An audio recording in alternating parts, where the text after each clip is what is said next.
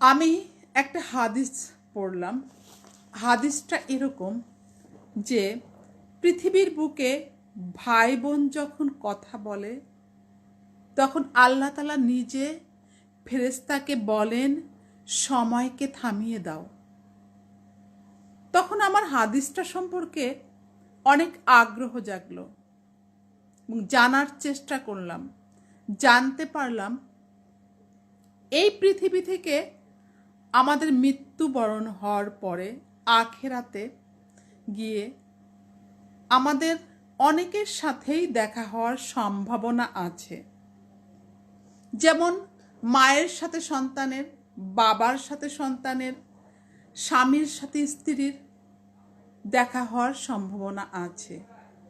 কিন্তু ভাই বোনের সাথে এই পৃথিবীতেই শেষ সম্পর্ক।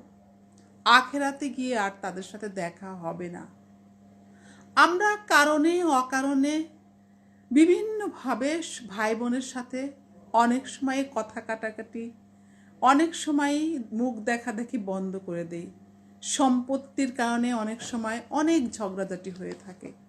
কিন্তু আমাদের উচিত এই পৃথিবীতে বেঁচে থাকাকালীন সময়ে আমাদের ভাই বোনের সাথে সুসম্পর্ক বজায় রাখা।